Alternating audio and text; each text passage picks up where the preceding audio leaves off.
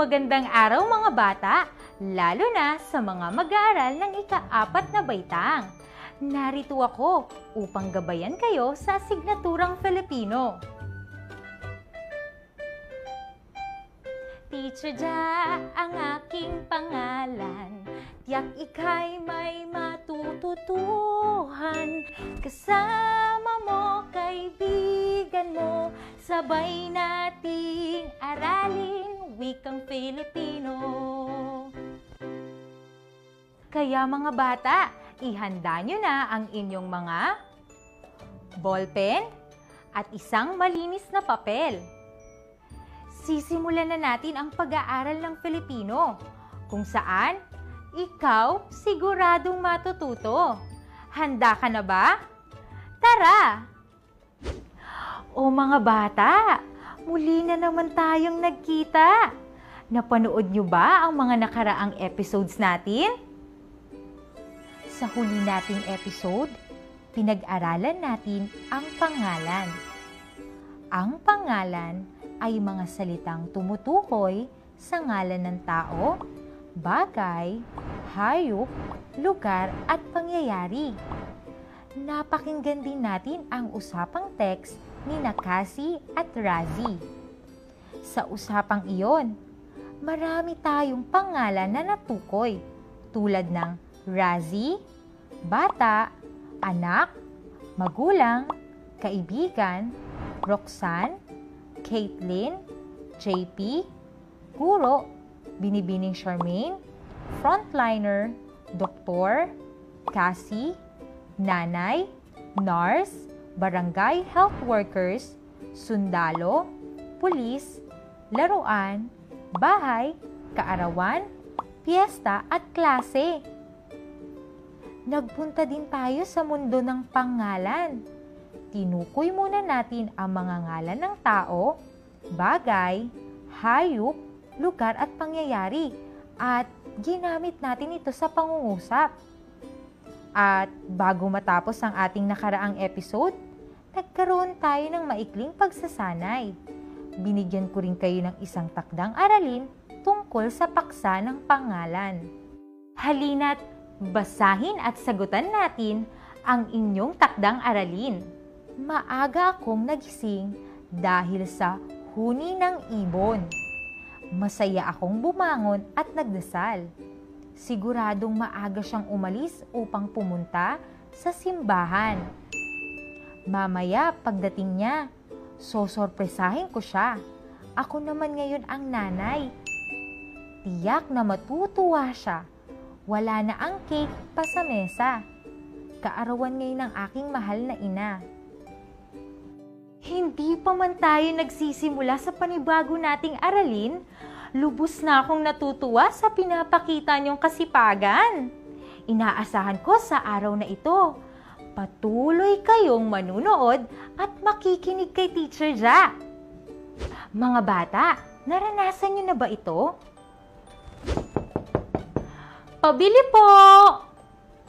Pabili pong shampoo. Pabili din pong toothpaste. Anong shampoo?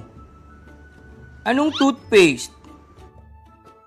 Nautusan na ba kayong bumili ng shampoo o ng toothpaste at kung ano-ano pang mga bagay?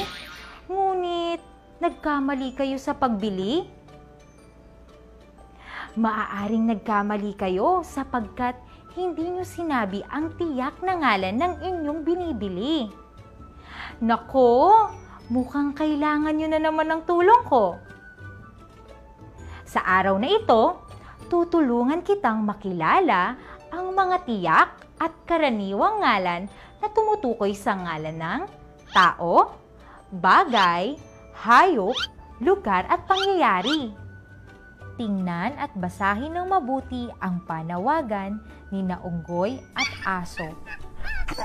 Ang sabi sa panawagan ni Unggoy, "Huwag putulin ang mga nara at iba pang puno sa kagubatan.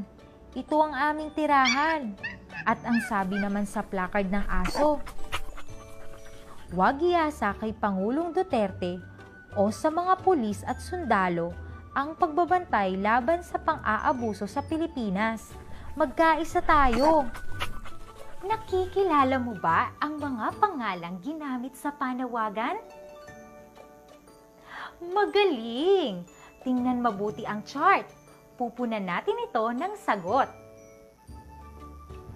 Ano-ano ang mga pangalang nakita nyo sa panawagan ni Unggoy? Kung ang inyong sagot ay Nara, Puno, Kagubatan at Tirahan, nakuha mo ang tamang sagot. Ano-ano naman ang mga pangalang nakita mo sa panawagan ni Aso? Sana ang inyong sagot ay Pangulong Duterte, Pulis, Sundalo at Pilipinas. Magaling mga bata! Kayo'y tunay ng maalam sa pagkilala ng pangalan. Ngunit, napansin niyo ba ang mga pangalan na nagsisimula sa malaking letra? Opo!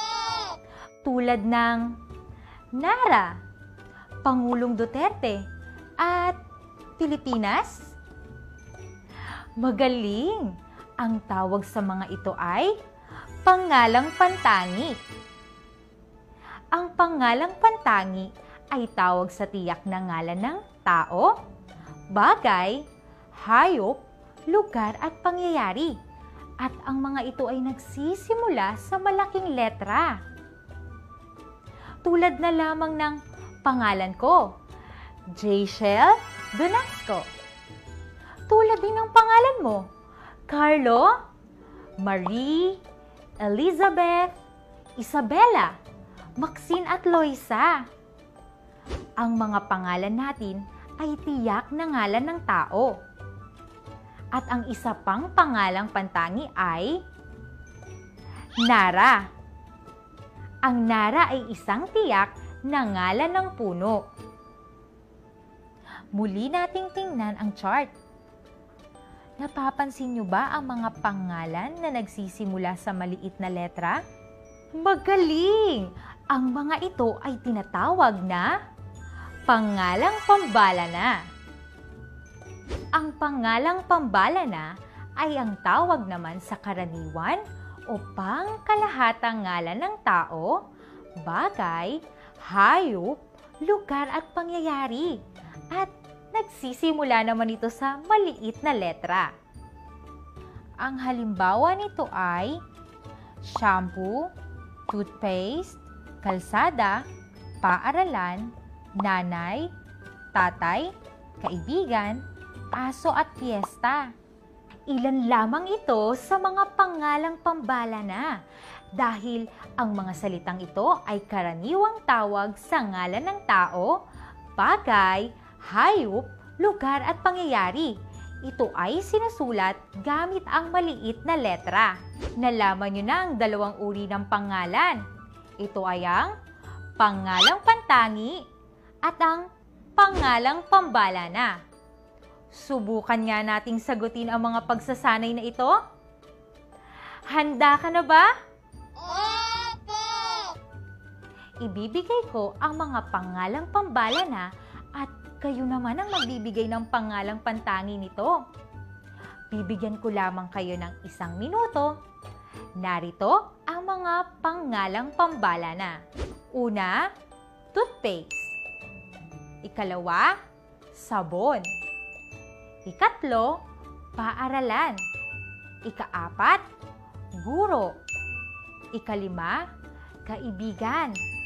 Ikaanim, bundok. Ikapito, probinsya. Ikawalo, shampoo. Ikasyam, ballpen. At ang panghuli, sapatos.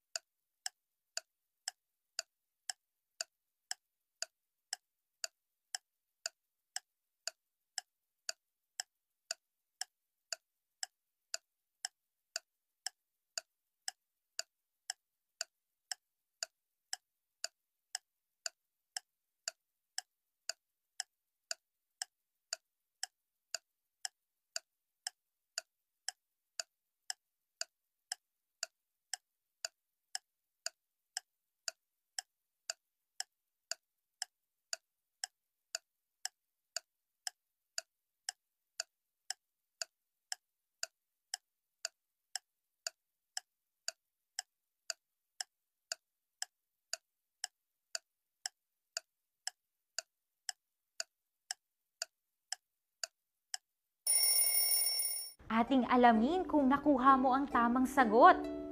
Mga bata, kung ang mga isinagot nyo para sa bilang 1 hanggang 10 ay: una, nagsisimula sa malalaking letra. Pangalawa, nagbibigay ng tiyak na ngalan ng tao, bagay, hayop, lugar o pangyayari. At ang ikatlo, ito ay madalas na tatak ng mga kilalang produkto o lugar. Narito ang mga ilang halimbawa.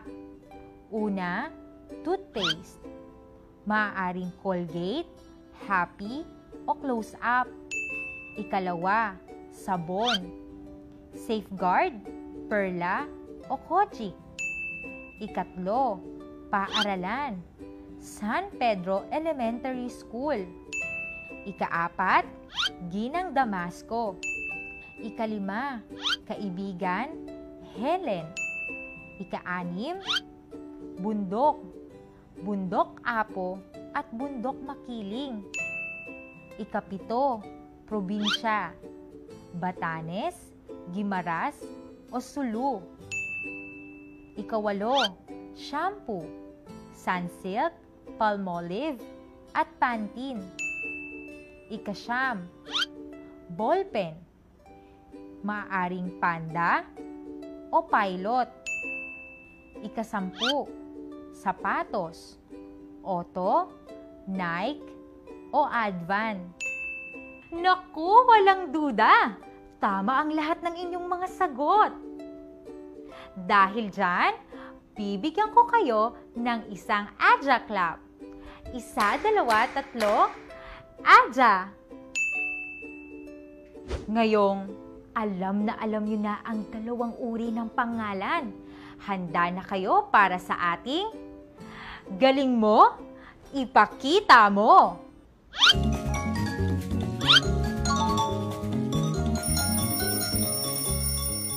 Ihanda na muli ang inyong ballpen at malinis na papel. Kopyahin ang naiibang pangalan sa hanay ng mga salita at tukuyin kung ito'y pantangi o pambalana. Bibigyan ko kayo ng 5 segundo sa bawat bilang. Una, Mindoro, Laguna, Lalawigan, Batangas.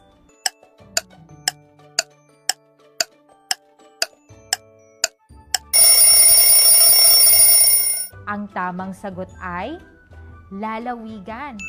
Ito ay pambalana. Pangalawang bilang.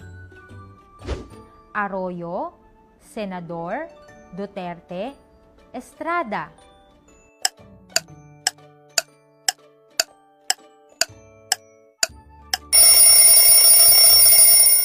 Ang tamang sagot ay Senador.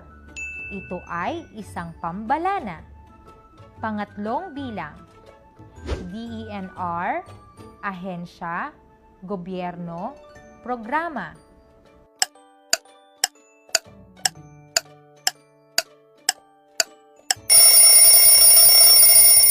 Ang tamang sagot ay DENR. Ito ay isang pantangi. Pang-4 na bilang. Aklat, lapis, gunting, alab ng wika.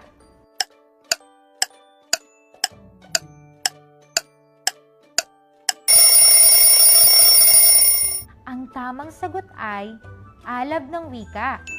Isa itong pantangi. Panghuling bilang, paaralan, aklatan, simbahan, Pilipinas.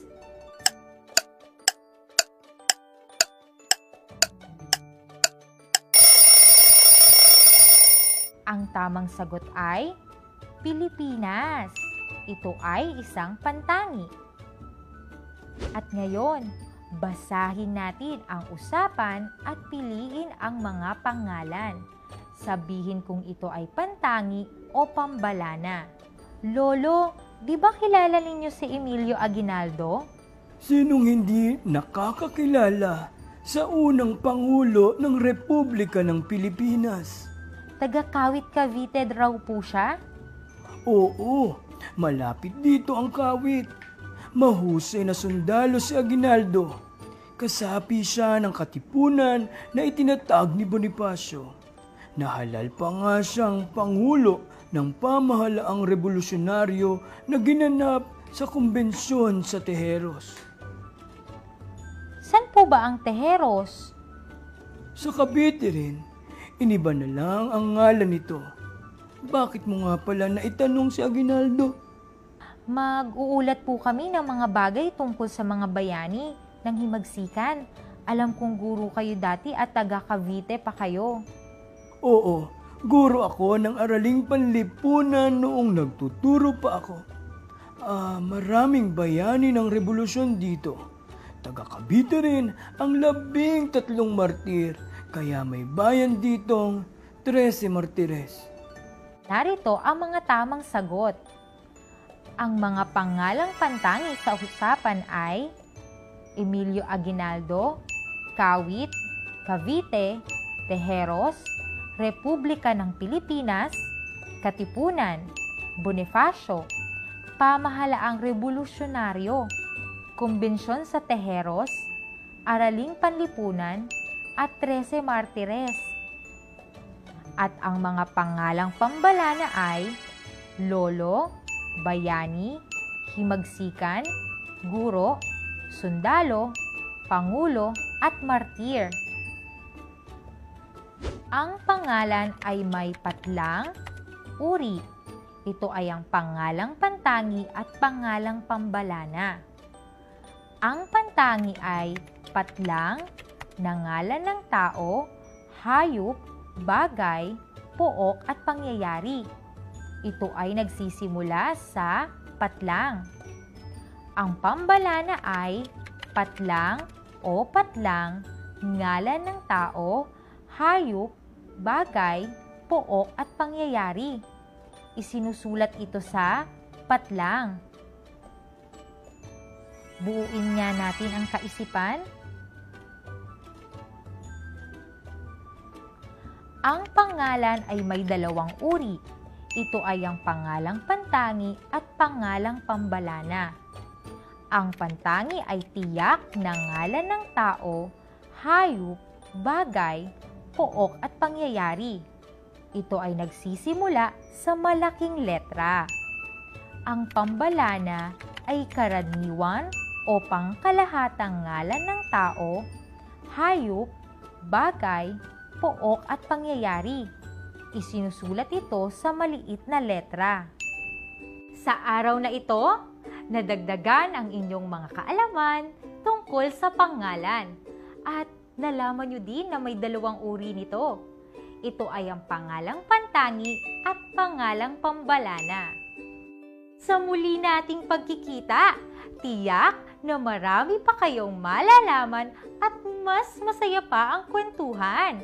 Ako si Teacher Ja, na nagsasabing ang batang matalino, tiyak, aangat sa buong mundo. Aja! Paalam!